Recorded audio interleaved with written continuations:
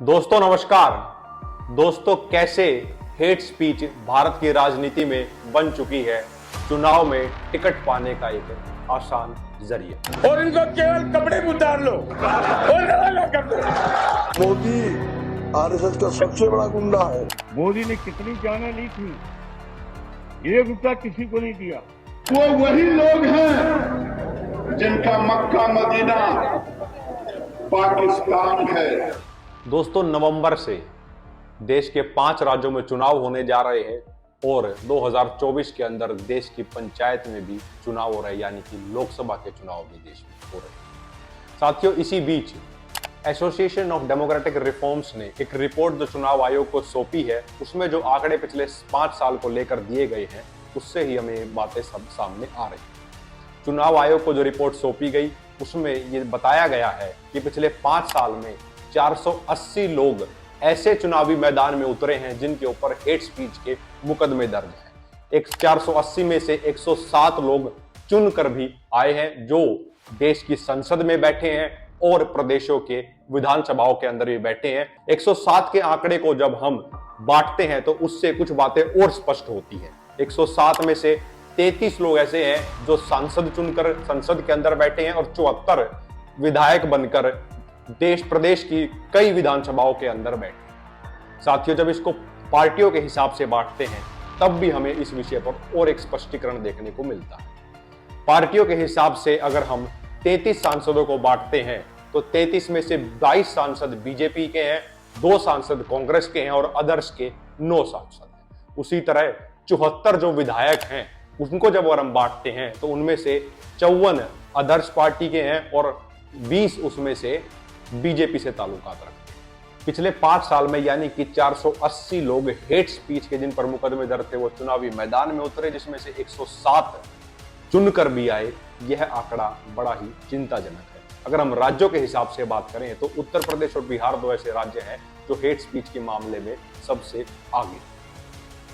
साथियों दैनिक भास्कर की एक रिपोर्ट और एक उसी में जो रेफरेंस दिया गया है एक अन्य अध्ययन का, उससे ये बात पता चलती है कि जिस तरीके से अनुशासनहीनताएं हुई हैं उसके बाद डिसिप्लिनरी कमेटीज जो संसद के अंदर होती हैं उनने भी कुछ सांसदों को सस्पेंड करने की कार्रवाई की है। उसको भी एक आंकड़े के माध्यम से हम समझते हैं। साथियों यूपीए के कार्यकाल में 10 साल में कुल 54 सांसदों को सस्पेंड किया गया था उनके किसी भी प्रकार के इनडिसिप्लिनरी एक्शन के चलते। वहीं दूसरी ओर एनडीए गवर्नमेंट के 10 साल के कार्यकाल में लगभग 94 लोगों को सस्पेंड किया है।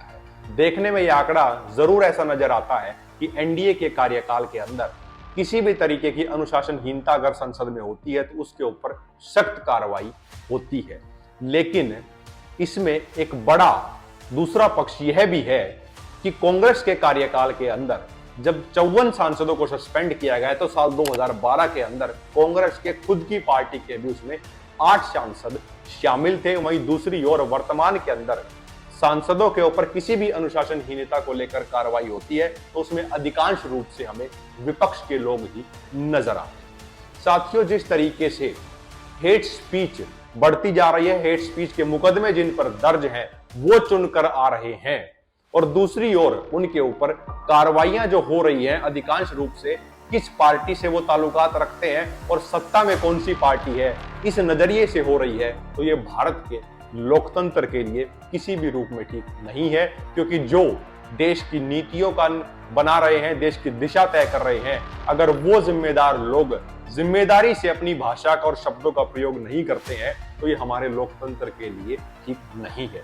लेकिन वही दूसरी ओर जिस तरीके से हेट स्पीच के मामले बढ़ रहे हैं जिनको हमने चर्चा की, लेकिन दुर्भाग्य से जब एक अध्यापक ये बात कहता है बच्चों से कि देश के लोगों को उनको वोट डालनी चाहिए जो पढ़े लिखे हैं, उस अध्यापक को अपनी नौकरी गंवानी पड़ती है। इसीलिए हमें गंभीरता से ये सोचने की जरूरत है कि हम क्या देखना चाहते हैं और किसको अपना प्रतिनिधित्व सौंपना चाहते हैं। दोस्तों आप सब ने मुझे सुना उसके लिए बहुत बहुत धन्यवाद। कमेंट सेक्शन में अपना फीडबैक जरूर दें, चैनल को सब्सक्राइब करें। जय हिंद।